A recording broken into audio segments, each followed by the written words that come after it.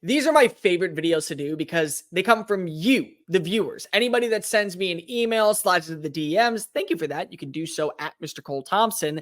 But I always promised myself when I was going to do YouTube, I want to make my channel as friendly as possible for the audience. If you're going to hit the subscribe button, I want to give you the content that you're asking for. So I got an email not too long ago from Leo, and he asked me, what do you think is the toughest job in college football? Not the worst job, not the best job, the toughest job in college football. And I've had this answer for the same 6 years, so it's not going to change anytime soon. Let's discuss why it's Auburn. If you are new here, though, welcome on into the channel. My name is Cole Thompson. I'm a radio show host based in Houston, and I talk college football daily. So if this is the daily dose of content you need to survive the dreaded offseason, recap in 2023, look ahead at 2024, transfer portal's running rampant, and we're not slowing down anytime soon. While you hit that subscribe button down below, leave a comment telling me, what do you think is the toughest job in college football? Tell your friends, your family, your mortal enemies, best of bros, college football faithful, SEC fans, and unfortunately to Auburn people out there, I'm not being this to be rude. I'll explain why in a minute, but make sure you tell them all about this channel because we're on the race to become the #1 YouTube show talking college football daily. Make sure you also follow me on social media at Mr. Cole Thompson. That way, conversations surrounding our favorite sport never have to stop flowing.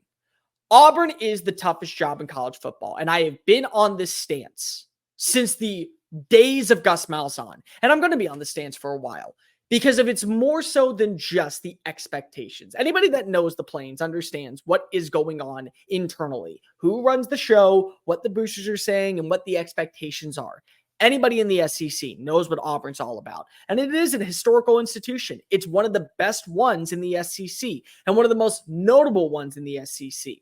But with that being said, it comes with a little bit of disdain and a little bit of treachery. And I don't mean that to be rude. I mean that to be honest. It's not just about who you play.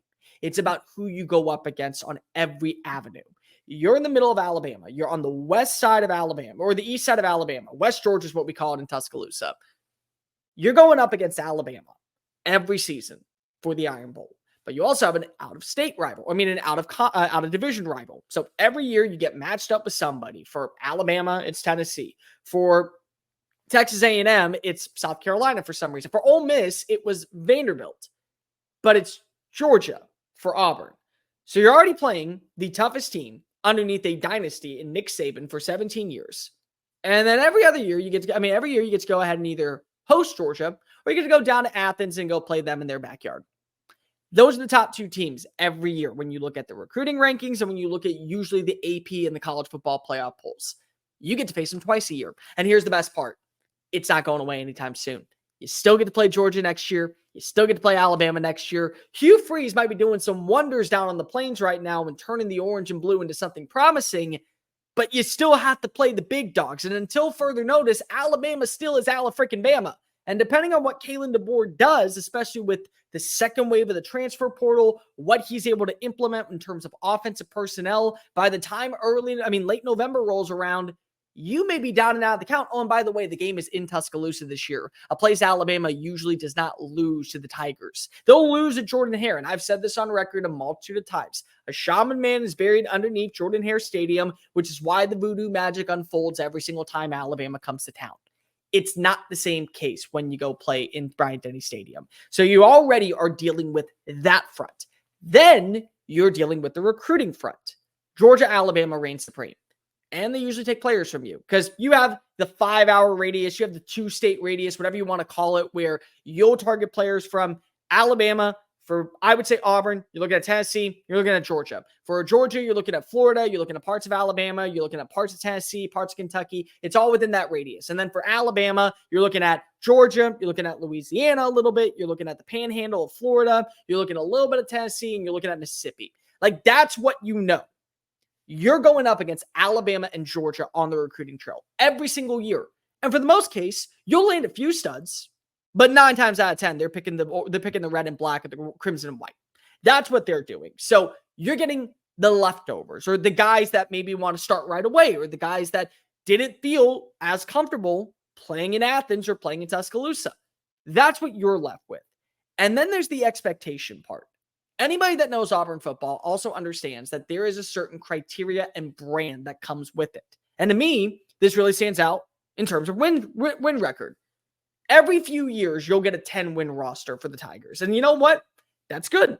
That shows that you have the right person at the helm. That shows that you're making moves in recruiting. That shows the development of talent is panning out. And even if you don't land number one recruiting classes, it doesn't mean you're not landing number one potential players that will be All-Americans, All-SEC, fight for hardware individually at the end of the year, be eventual first-round picks. Auburn gets that all the time.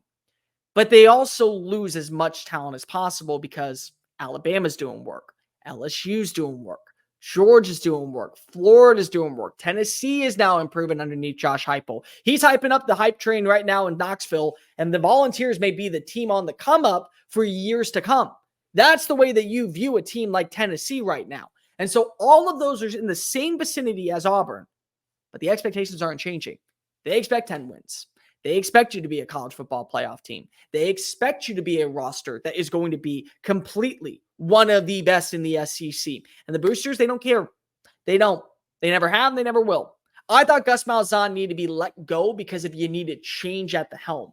But that didn't mean you had to let go of Brian Harsin after one season. And then when you go about the recruiting search for the head coach, how'd you even land on Brian Harsin? Hugh Freeze was always, in my opinion, the number one candidate on both instances because the first year he had experience in the SEC and he revitalized himself at Liberty. And then the second time around, he already had the record to go alongside Liberty. But with a guy like Freeze, now you're also expecting the expectations to change a little bit. Nick Saban's gone. Nick Saban's no longer there. You don't get the Saban discount in Tuscaloosa anymore, people. And you're not going to be that way when it comes to LSU. And you're not going to be that way when it comes to Georgia. So now you have an opportunity to take players that would only go to Tuscaloosa because of Nick Saban. They only looked at Alabama because of Nick Saban. And you got to take them. But you know who else is going after those players? Brian Kelly. You know who else is going after those players? Josh Heupel, Kirby Smart. You can throw in Billy Napier, even though he may be here for only one more year. You could throw in Shane Beamer. You could throw in Lane Kiffin. You can throw in Jeff Levy. You can throw in everybody else out there because now it is a feeding frenzy with Saban gone. That's what Auburn has to deal with. Auburn to me is a top 15 job in college football. That's why I said it's not the worst job out there because it's not. When run properly, Auburn is, I would say, a tier 2 job in the SEC, and I would say a high tier 2 job in the grand scheme of college football. They are built to be a roster that can compete for national titles, or at least college football playoff appearances every single season. And they have the resources, and they have the fan base, and they have the boosters that are willing to put in the effort. But the expectations are never changing on the Plains. You are expected to get to a certain number of wins, and if you don't, it's a failed season. You're expected to recruit alongside Alabama and Georgia. And if you don't, it's a failed offseason. You're expected to bring in recruits in the transfer portal the way that Alabama and LSU and Tennessee and Georgia do. And if you don't, it's a failed offseason. Auburn fans are very loyal. And I give them a lot of credit. I'm an Alabama grad, and so people are going to say, oh, you hate this video. You making this video because if you hate Auburn. I actually have no problem with Auburn. I don't. I think Auburn's a great university, and I think more importantly, it's a great football town.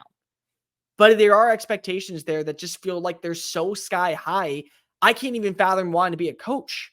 There are years that you are going to have to take a step back and look at the grand scheme of things. And then there are going to be years where you go ahead and implode or explode. And you end up becoming a team that people talk about inside the top 10, a team that people were looking at as the New Year's Six Bowl bid, a team that people believe could actually do wonders if given an opportunity on a Saturday against another college football playoff opponent.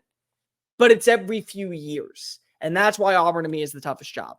Expectations are never changing on the Plains. You have to be an elite coach to get the job done. So, Leo, thank you for asking the question. I'm finally able to, announce it. Auburn to me is the toughest job in college football. It's not going to change anytime soon, even with Kalen DeBoer coming down to Titletown. With quality of competition in the SEC, with the style of coaches in the SEC, and with the recruiting hotbed that is the SEC, you're always going to be a team that faces expectations, and maybe some to even sky high for your fan base. Hey guys, thank you so much for watching that video. Don't hit the X button yet. Make sure you hit subscribe to keep up with all of our daily content found on Just Saying It and anything else that we post on this channel. Bye.